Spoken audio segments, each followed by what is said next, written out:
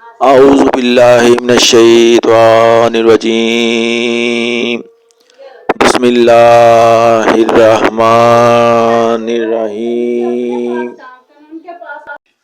ہمارے رسول پاک صلی اللہ علیہ وآلہ وسلم کی سیرت طیبہ کے حوالے سے قوم کے نونہالوں کے لیے سیرت طیبہ صلی اللہ علیہ وآلہ وسلم کے سلسلے میں بیانات کا سلسلہ جاری ہے۔ آج جس عنوان کا انتخاب کیا گیا ہے اس کا نام ہے ہمارے رسول پاک صلی اللہ علیہ وسلم غریبوں کے بڑے ہمدرد تھے۔ ہمارے رسول پاک صلی اللہ علیہ وسلم غریبوں کے بڑے ہمدرد تھے۔ ہمارے رسول پاک صلی اللہ علیہ وسلم کو غریبوں اور مسکینوں سے بڑی محبت تھی۔ آپ صلی اللہ علیہ وآلہ وسلم ان کے سچے خیر خواہ اور ہمدرد تھے۔ ان سے ایسا برتاؤ کرتے کہ ان کو اپنی غریبی محسوس نہ ہوتی تھی۔ آپ صلی اللہ علیہ وآلہ وسلم ان کی مدد فرماتے اور ان کی دلجوئی کرتے۔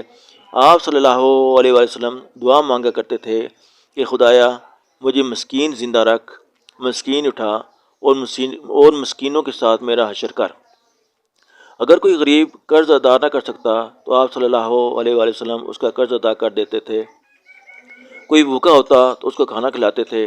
کسی کو روپے، پیسے یا اناج کی ضرورت ہوتی تو اس کی ضرورت پوری کر دیتے تھے۔ کسی کے پاس پہننے کے لیے کپڑے نہ ہوتے تو اس کو کپڑے دیتے تھے۔ آپ صلی اللہ علیہ وآلہ وسلم فرماتے تھے کہ کوئی مسلمان قرض چھوڑ کر مر جائے تو مجھے اطلاع دو، میں اس کا قرض ادا کروں گا، اور جو سامان اور جائیداد وہ چھوڑ جائے وہ وارثوں کا حق ہے، مجھے اس سے کوئی غرض نہیں۔ وسلم کی پیاری بیٹی حضرت فاطمہ رضی اللہ تعالیٰ عنہما کی یہ حالت تھی کہ گھر کا کام کاج کرتے اور چکی پیستے پیستے ان کی ہتھیلیاں گھس گئی تھیں، اور مشک میں پانی بھر بھر کر لانے سے سینے پر نیلے داغ پڑ گئے تھے۔ ایک دفعہ انہوں نے آپ صلی اللہ علیہ وسلم کی خدمت میں حاضر ہو کر درخواست کی کہ مجھے کوئی خادمہ دی جائے۔ آپ صلی اللہ علیہ وسلم نے فرمایا، بیٹی صفہ کے غریبوں کا ابھی تک کوئی انتظام نہیں ہوا، اس لیے میں تمہاری درخواست کیسے قبول کر لوں؟ بیٹی صفہ کے غریبوں کا ابھی تک کوئی انتظام نہیں ہوا، اس لیے میں تمہاری درخواست کیسے قبول کروں؟ ایک دفعہ ایک پورا قبیلہ آپ صلی اللہ علیہ وسلم کی خدمت میں حاضر ہوا۔ یہ لوگ اتنے غریب تھے کہ کسی کے بدن پر ڈھنگ کا کپڑا نہ تھا، سب ننگے بدن اور ننگے پاؤں تھے۔ ان کو دیکھ کر آپ صلی اللہ علیہ وسلم کا دل بھر آیا، پریشانی میں گھر کے اندر گئے، پھر باہر تشریف لائے۔